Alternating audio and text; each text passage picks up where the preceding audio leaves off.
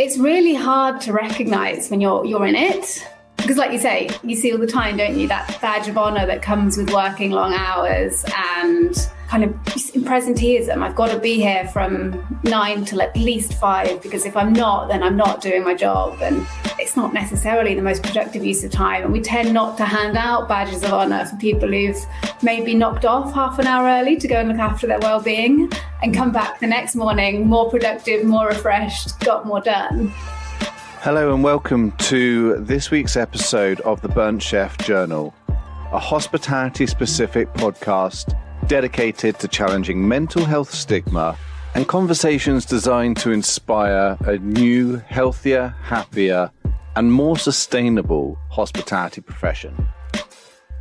The Burnt Chef project is proudly sponsored by Lamb Weston, a leading provider of innovative, high-quality potato products created for chefs to help operators thrive both today and tomorrow. Working carefully with sustainably minded farmers and growers, Lamb Weston provides potato solutions for every type of kitchen, from premium British chips and fries to potato shapes, wedges and mash. To find out more, head to lambweston.eu or search your partner in potatoes. We are live. So I am joined here today by Dr. Sian Edwards. Thank you ever so much for joining me this morning. That's okay. It's Sian.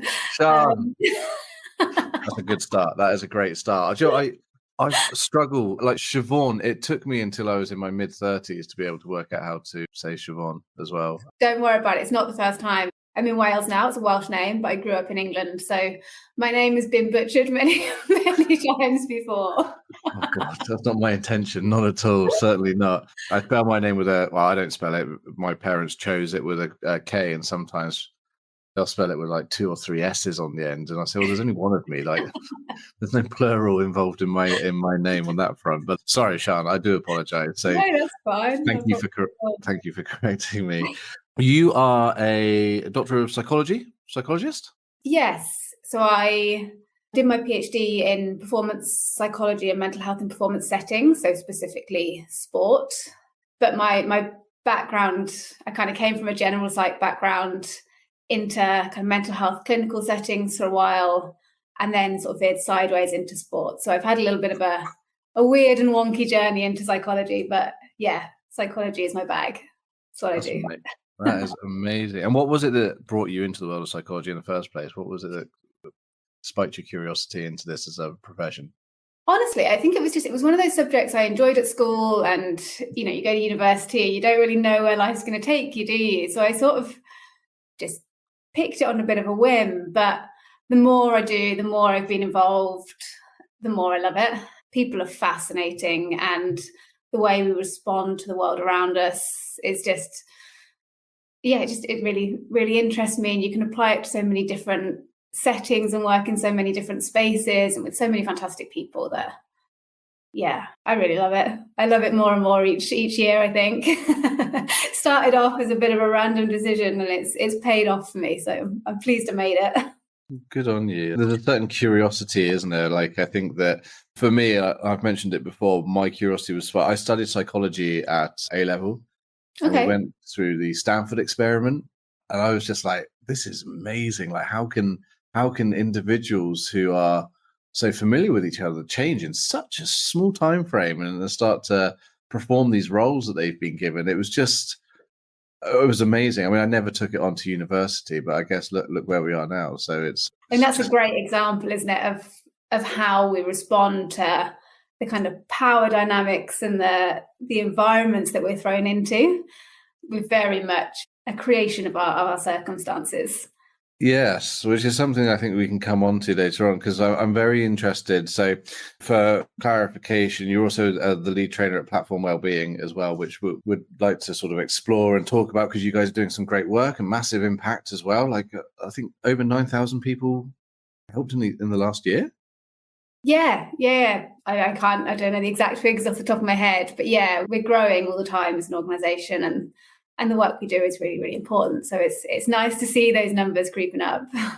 Yeah, for sure. So we'll start with Platform Wellbeing, and then I'll move more into the sports performance psychology side of things as well, because I think there are a lot of similarities with high performance industries and also sports. And we've had a few people on here, a doctor of sleep science who works with Olympians, and a sports performance psychologist previously who works with Olympic gymnasts in Sweden.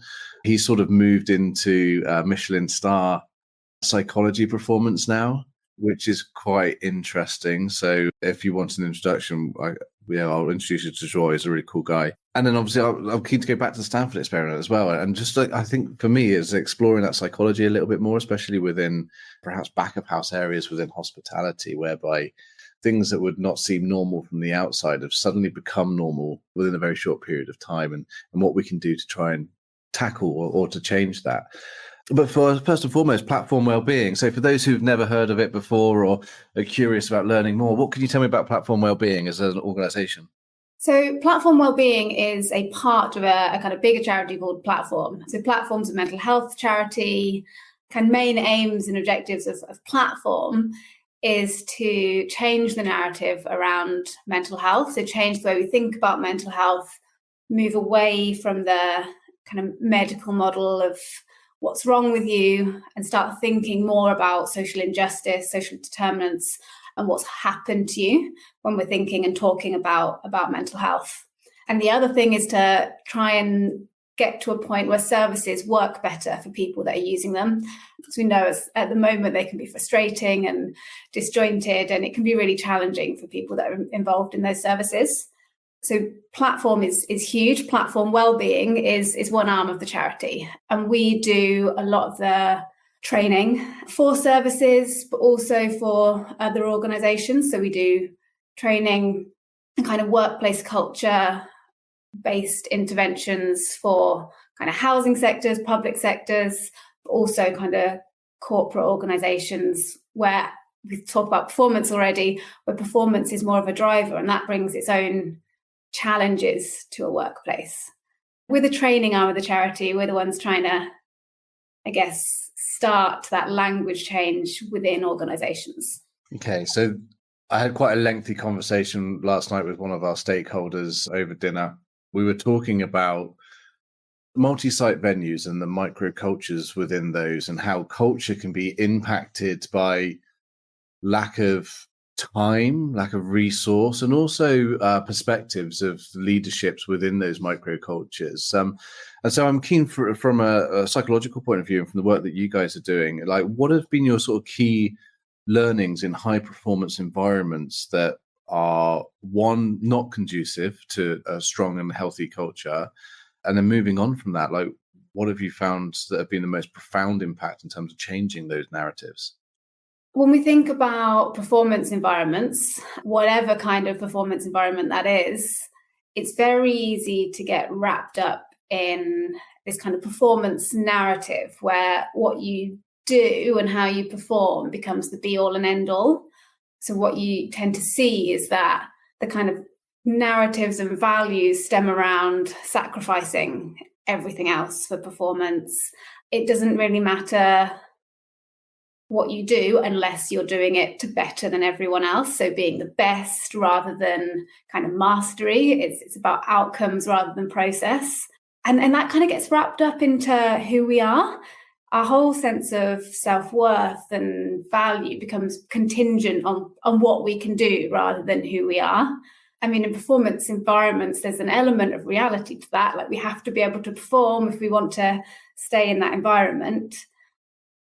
But the idea that the rest of your life has to be sacrificed and that you don't hold any value outside of that performance, it's not true. But it feels it when you're in that environment, and it's kind of, that's what's kind of being said around you. That's how other people are acting around you. Culturally, it's a really common narrative, isn't it? No pain, no gain. You see it in sports people all the time. Like, you want to go to the Olympics, cool, you've got to shut down your social life. You've got to put your family on hold. You can't go to this wedding at the weekend because you've got to go to training. Like, that sacrifice and that all or nothing kind of drive is central, not just in microcultures, but actually kind of nationally, potentially even, well, not quite globally. People have different values across different cultures, but it's certainly in the Western world very, very all or nothing. It's interesting. There's 2 points that resonate with that, which is I think anyone who's listening to this will understand within our sector we have a badge of honor. It's that I've done 7 days straight, I've done 9 days, or I've done AFDs, or I've only slept 4 hours and I'm fine after 4 hours sleep. I can do this. And there is that sort of ownership of that being your identity, right? And that being, yeah, I am impervious to anything other than just performing at my best. The other thing was that I've never heard of it before, and I'm going to butcher the name just as well as I did yours, so I do apologize again for that. But is it Do What Makes the Boat Go Faster?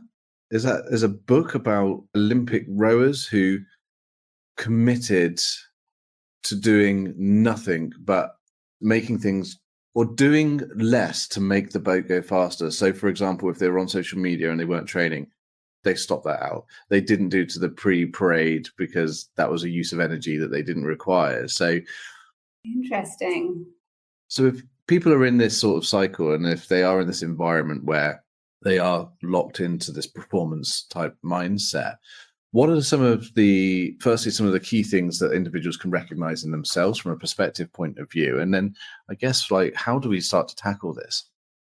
It's really hard to recognize when you're in it, because like you say, you see all the time, don't you, that badge of honor that comes with working long hours and in presenteeism. I've got to be here from 9 till at least 5, because if I'm not, then I'm not doing my job. And it's not necessarily the most productive use of time. And we tend not to hand out badges of honor for people who've maybe knocked off half an hour early to go and look after their well-being and come back the next morning more productive, more refreshed, got more done.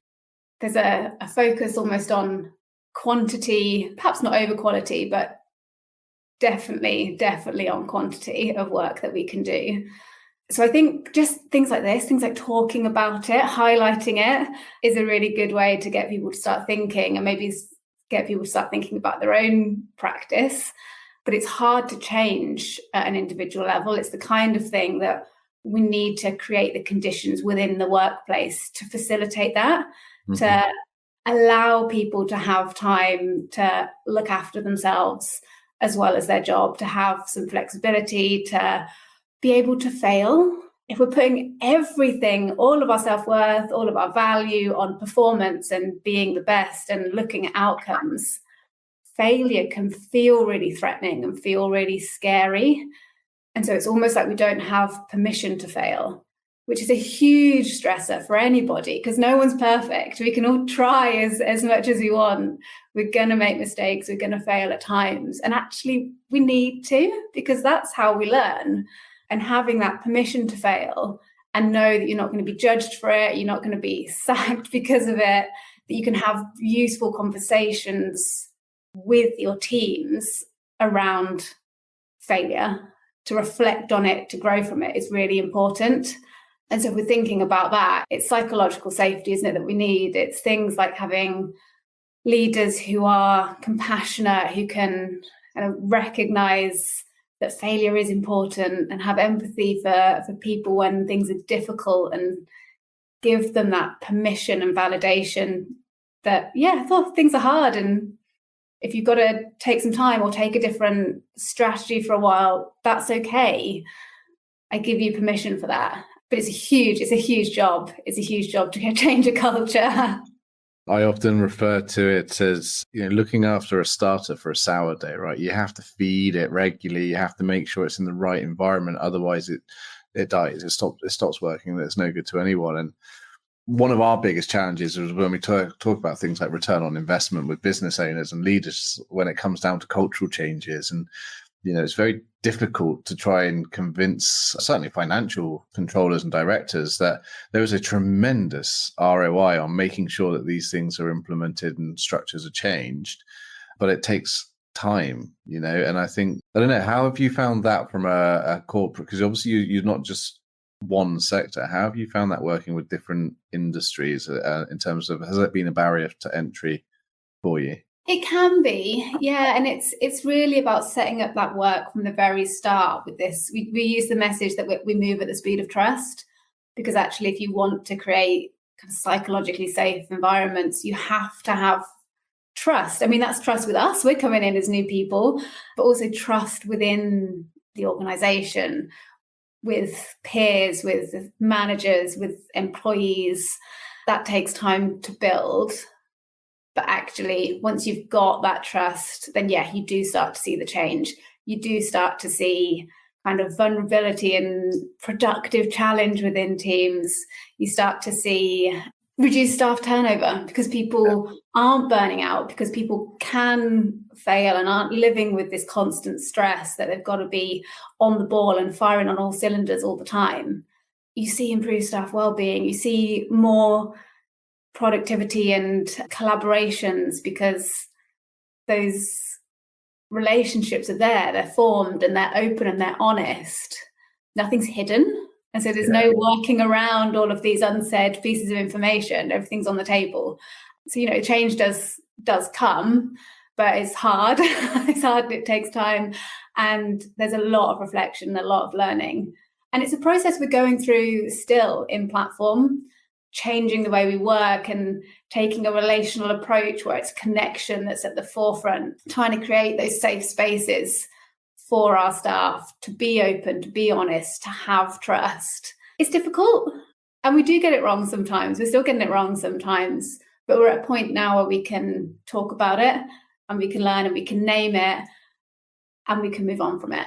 I don't think we're ever going to say we've hit the nail on the head and we're there and we're the finished product. I don't think that ever happens, but it's certainly for me coming into Platform Wellbeing, it's a super refreshing way to work and place to be, and it feels safe. It feels like any one of us could mess something up and the rest of the team's got our back. We're not going to be criticised for it. Which is nice. It makes coming to work, even in busy times when there's tenders coming out of our ears left, right and centre and different projects that are all kind of being juggled, it makes it a nice place to come to work, rather than something that you dread on a Sunday night getting up for on a Monday morning. Yeah, there's that sense of cohesion, right? That I think it's often it's one of the most underestimated or underrated elements, which is actually a lot of the things that you've spoken about don't cost a single penny other than a bit of time investment and a bit of forethought. And I think that, when we start talking about reduction in presenteeism or, how do we reduce turnover and increase retention? A lot of people think that there's a lot of money, there's a lot of fiscal responsibility here. Whereas in fact, actually, it is just about, as you say, being able for leaders to say, God, this is really tough. This is really tough. Great job. You didn't work out how we planned, but let's look at it together and see what we can do differently moving forward and make sure that it improves. And it's all right. It's okay. Let's go. And it's about being brave enough to talk to people about kind of the rest of their lives as well. We're all bringing our own baggage to a role, and sometimes the rest of our life gets on top of us a bit, and that's okay. It's about trying to create that understanding within teams that people are in different boats here and you don't have to know exactly what that's like. But it's important to try and understand it and understand that not everyone is thinking the same as you, is feeling the same as you, and to have a bit of compassion for that and give people the opportunity to feel able to talk about that kind of stuff. Because we know if you can talk about how you're feeling and you can name your emotions and you can share that with someone, you can connect and you can have those feelings validated, it reduces the intensity of them. We know that connection helps us regulate ourselves. And if we can have that space within the workplace, then great. That's where we spend so much of our time. It's where so many of often our friends are, but so many of the people we know are at work. And if we can feel safe there, it's got the potential to make a huge, huge difference to our well-being. If you're enjoying this week's episode, consider heading over to our website and supporting our ongoing work in destigmatizing mental illness and creating a healthier, happier, and more sustainable industry by purchasing some of our branded merchandise. We have a whole range of t-shirts, hoodies, chef's jackets, wellbeing journals, plus a whole host more available on worldwide dispatch. All funds raised from sales of these items go towards free to access e-learning content, as well as providing free support systems and help for those who may be experiencing difficulty with their mental health. For sure. I think that's where peer supporting is like such a powerful mechanism, support mechanism, because often enough, it's not always, certainly within our industry, it's not always your manager or your, the leader that you go to, because unfortunately in our sector, there is still stigma around job security as a result of saying that you're feeling unwell or you're struggling with work. And again, from a legal point of view, I mean, it's completely illegal to fire someone if they come to you and say, I'm struggling with work and I've got mental health issues. Yet we still hear stories about it now. So there's a natural resistance. So by setting up something like a peer support network where you've got people who are at the same level as you, who are doing the same similar sort of job with you on a daily basis, but might have a little bit of lived experience, it allows that fostering of a healthy culture, open dialogue, without you fearing that it's going to have an impact on your role, right? Yeah, absolutely. And it helps us feel understood if we can talk to someone who's been in the same position or can provide that kind of empathy for us. Because there's a lot to be said for not feeling alone. And if that comes through peer support, then great. Yeah, let's do it. Do you ever find with the work that we do, I mean, obviously you're very experienced, you've got a doctorate in this particular area, but do you still find it surprising, or I find it surprising that people still say, I felt like I was alone. I thought I was the only one going through this, or I didn't want to seem weak. And you think that we're in quite a different time to the time we were 10 years ago. There's a lot of open dialogue. Is this still society and stigma talking, or is there actually something happening with our brains that actually makes us believe that we are the only ones, that we are unique in that respect, that we're struggling alone? I think it's both. I think, the conversation is changing and people are talking more and more about kind of their own mental health experiences. But that's still a relatively new conversation. And I think to kind of undo the stigma that's surrounded mental health for such a long time is a big job. We're our own worst enemies, or our own biggest critics. It's easy to find compassion for somebody else, right? But it's always really difficult for us to find it for ourselves. So I think when it comes to talking about our own mental health, particularly that first time, it can be something we find quite shaming sometimes. It can be something we can feel quite embarrassed about, because there are still these connotations around weakness and, like you said, sometimes fear of being let go from a position, not feeling like we're strong enough to be able to continue. And obviously that's not true. It's not a weakness. It's none of that. But it can feel that way because that is how it's been viewed for such a long time. And that's still the language and if we think about kind of the medicalization of mental health, we still talk about it as an illness, as a chemical imbalance, as if there's something wrong with us. Yeah. And that kind of language doesn't help with feeling shame. Thinking there's something wrong with us isn't a helpful position to be in. No, and there's so much more information out there. I mean, there's the studies now, and there was a TED talk I saw a couple of years ago with a scientist who was X-raying brains of different people who had mental illness and showing that, firstly, there's a physical change. Your brain changes shape and shrinks. There's a physical impact of mental illness. But also, for me, one of the things that got me into this particular line of work was I studied the human Givens model, which is less to do with you're unwell, take some medicine and it will help improve it, but actually going, what's the root cause of that illness? Where has that come from? What's driving that? And from what I understand of Platform and Platform Wellbeing and the work that you do, you also look at a more pragmatic way of actually identifying potentially what it is that's causing those issues in the first place, rather than dealing with the signs, right? Yeah, absolutely.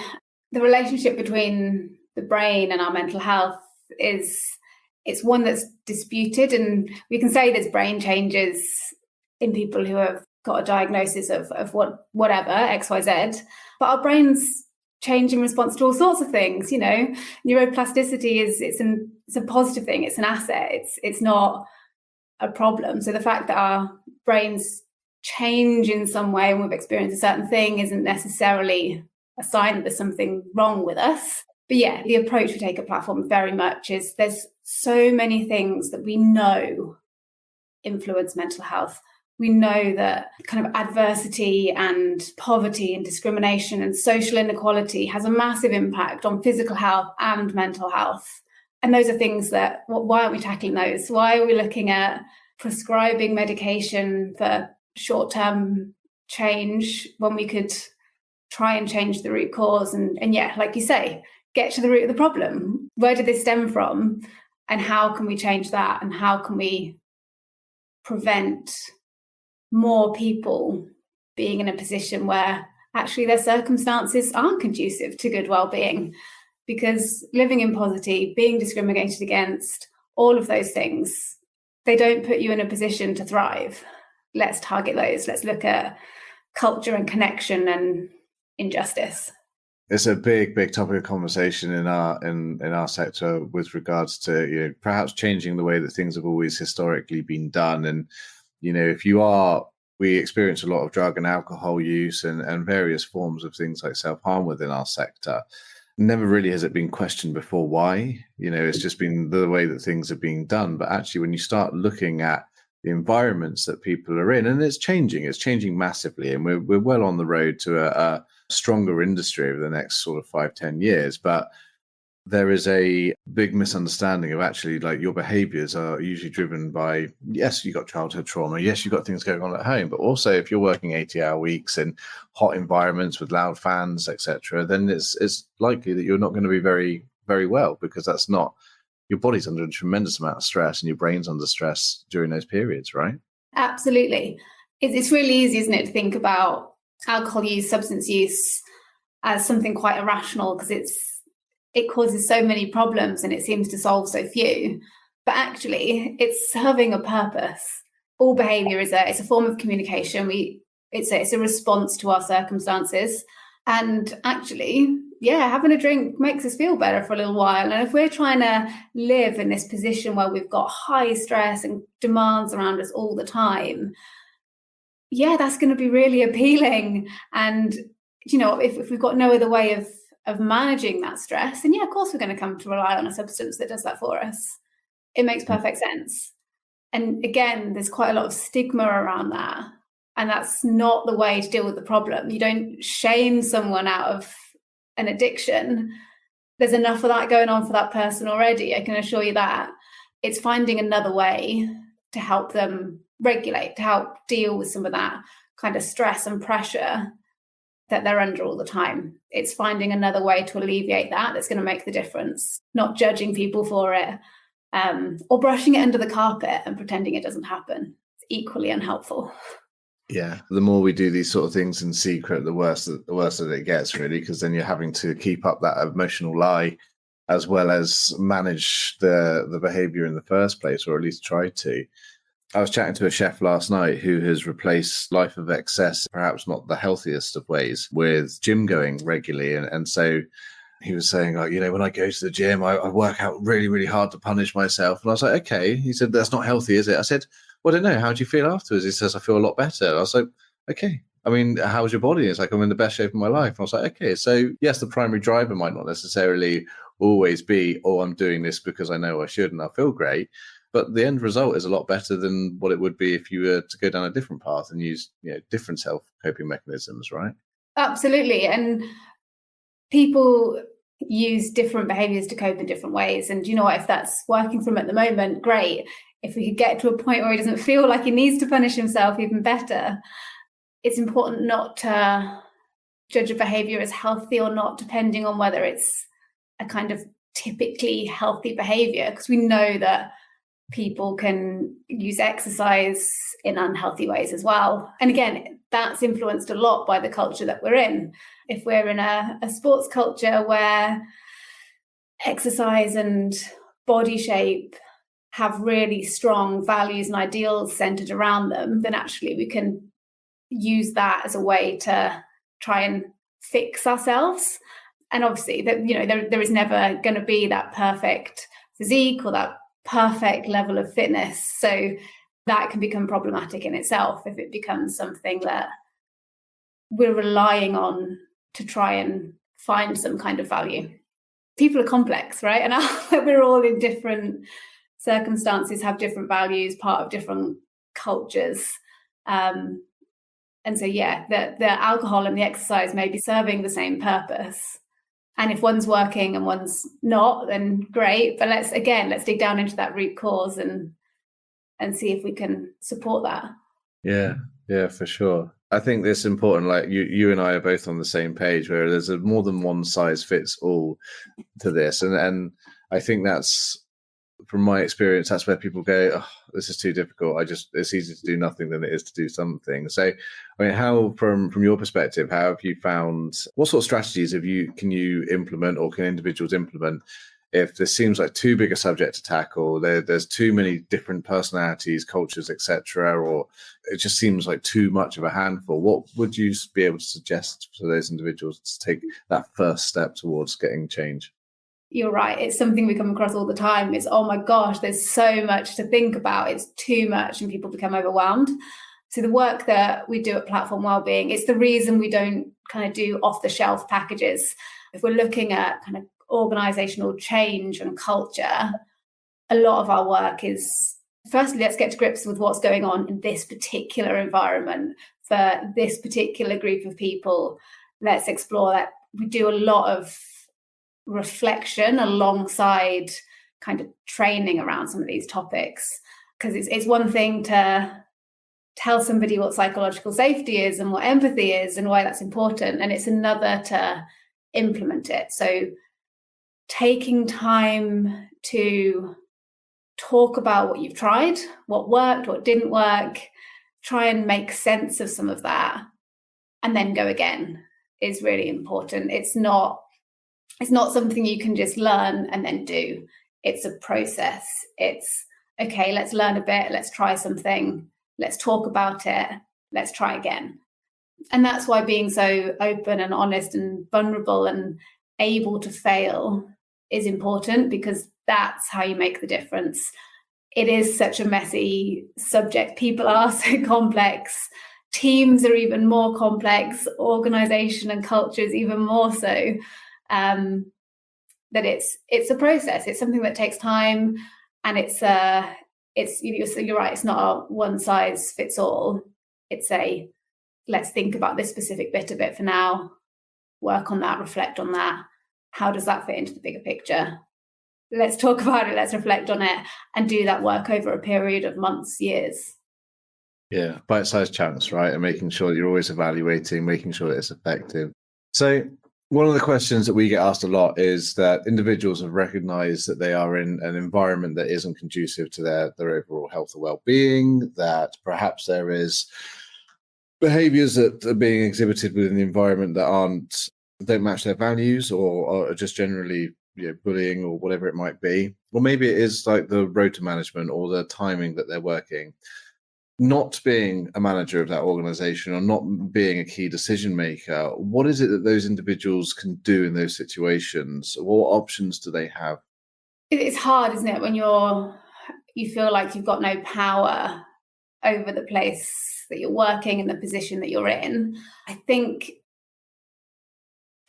firstly, talking to somebody about how you're feeling, again, because we know finding that connection, finding that validation is useful in itself, even if it doesn't kind of solve any of the challenges. Just having that moment to connect can have a benefit emotionally for us. And I think it's being brave enough to stand by your values and challenge some of the work that doesn't feel right. And, sometimes that's going to go well, and sometimes that's not going to be heard. But it's worth having that conversation. But it's hard. It's hard if you're not in a position of power to make a change at an organisational level. Yeah, it is challenging. I think from my personal experience, one thing I always used to do is I used to swallow discontent.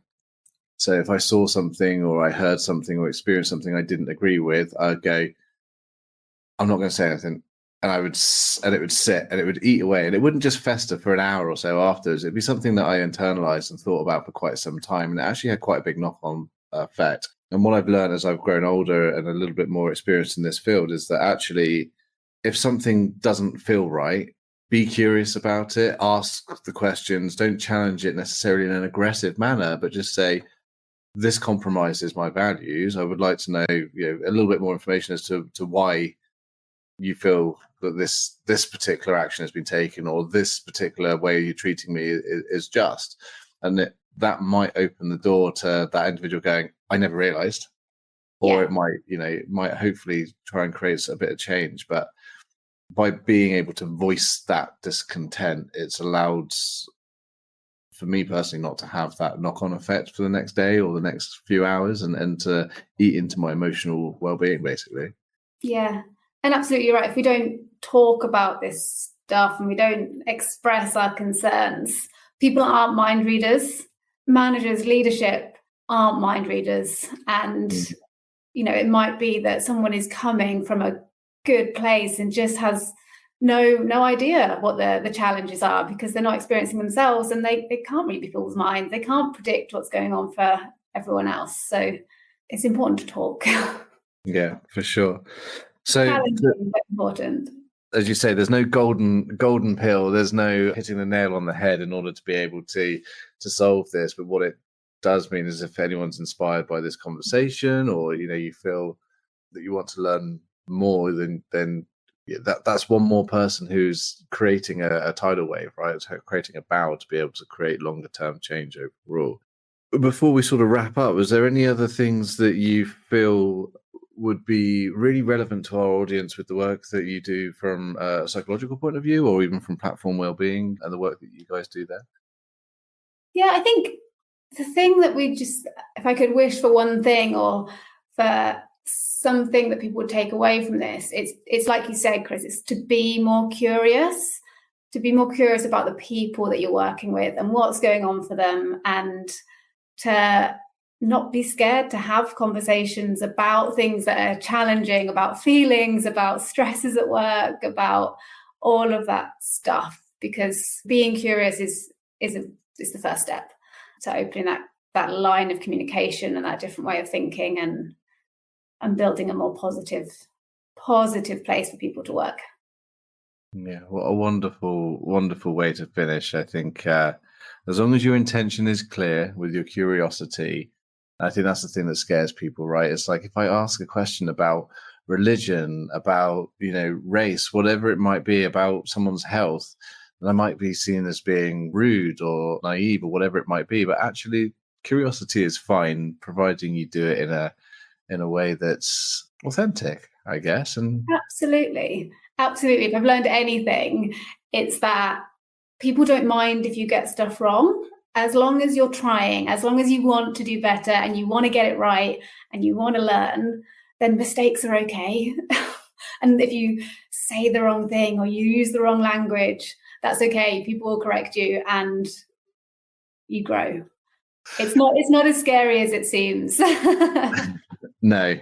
It's, and as you said at the very beginning, it's giving the people understanding that you're not always going to get it right, and it's going to take that muscle memory, that neuroplasticity is only going to build by making mistakes and being able to learn from those. So don't be afraid. Like, it's not the big bogeyman in the wardrobe.